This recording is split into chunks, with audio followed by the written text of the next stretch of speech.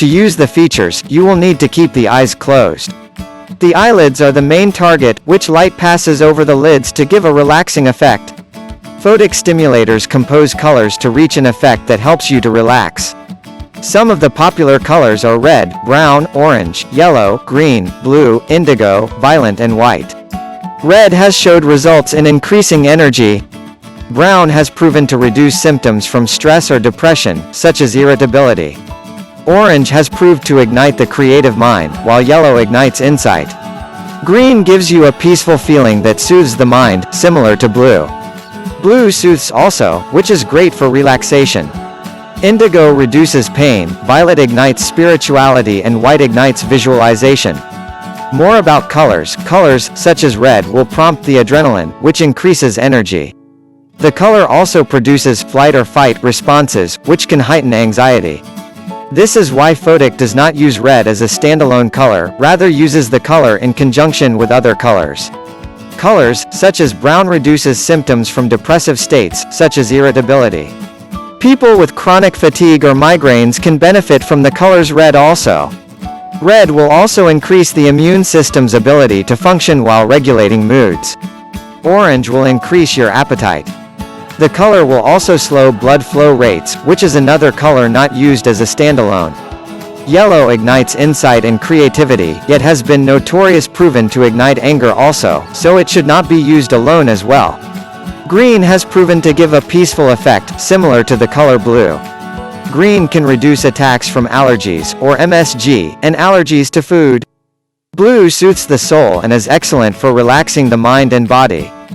Blue boosts metabolism, which boosts energy. In addition, blue promotes the growth stage, and causes reactions, such as the brain releasing neurotransmitters. The pulse rate is affected by blue also, which it will slow, thus promoting natural breathing. Indigo will cause the endorphins to release, which is great for pain reduction. Violet promotes spirituality. The color will also reduce food craving and irritations. White prompts visualization in a way that Photic practices can combine a series of colors to achieve a specific goal. Brain enhancement and the links between put us in front of relaxation. Brain enhancement and the links between people's peak experiences and learning through brain enhancement. How is the brain enhancement machines connected to the brain's ability to process learning at an enhanced rate? When we talk about the brain machines and how they stimulate people's ability to learn, what we are really talking about is in fact simply a process of increasing brain coherence. Most people experience a process as one of the most pleasurable in life.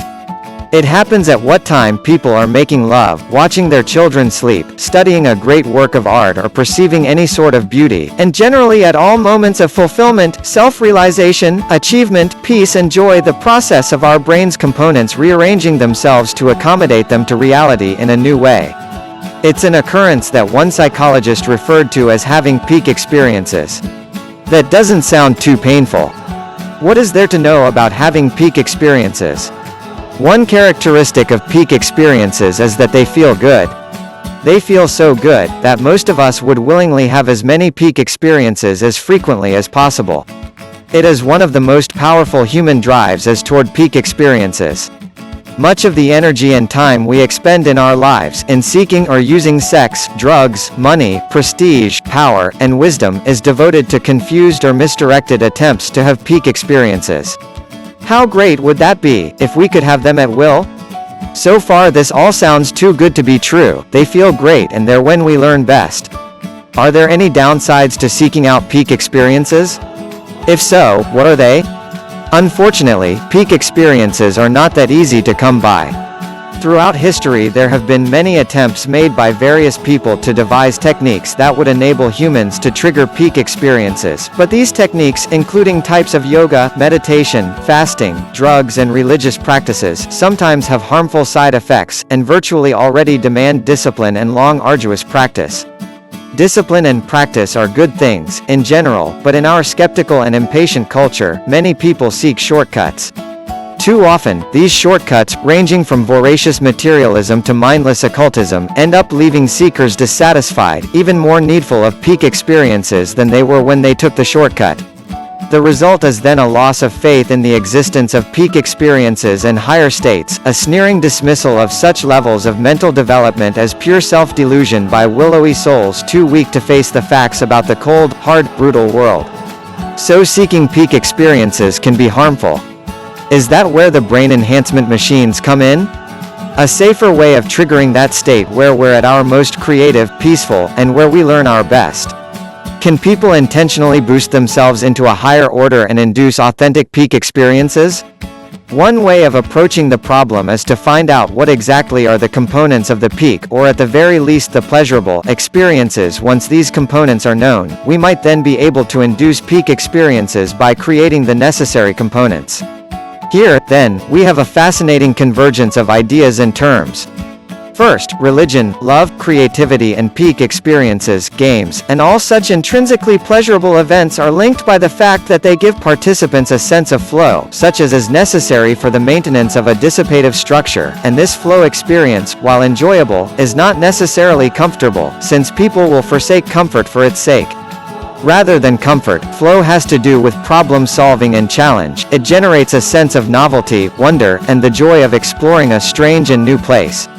It is not boring, or easily mastered, but it stops short of causing anxiety, making it that perfect place at which to do all our best and clearest thinking and learning.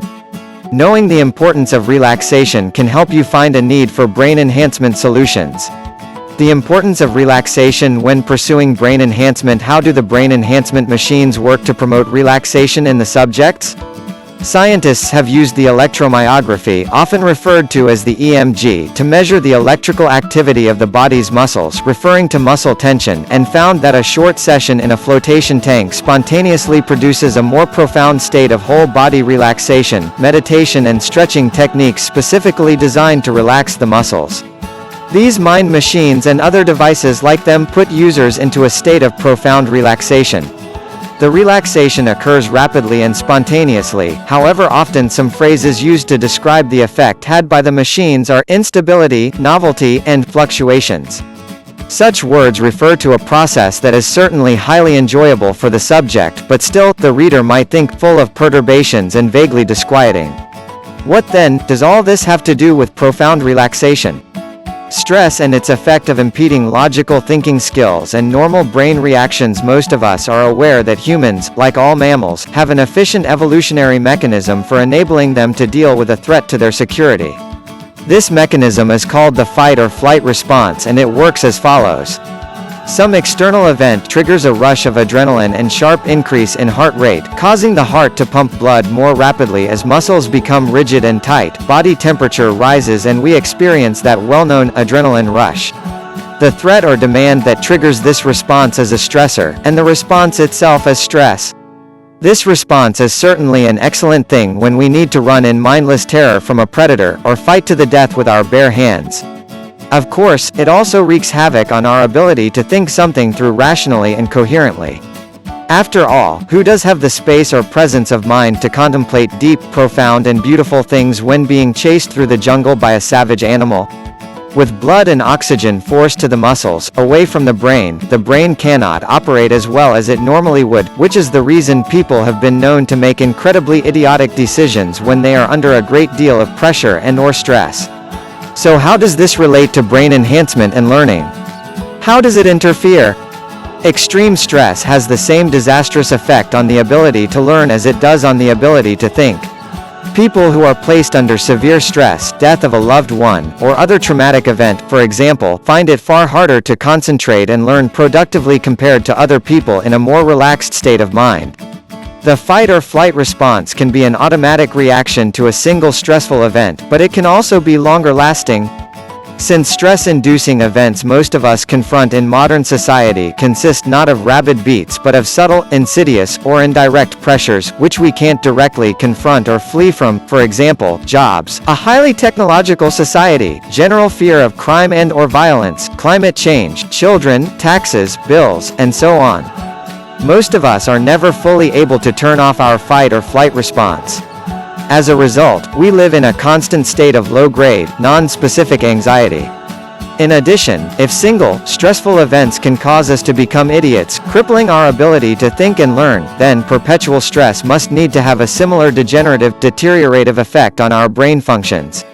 As a result, in order to enhance our brain's abilities to learn, process and take in information, they need to be placed in the right environment, they need to be encouraged to relax.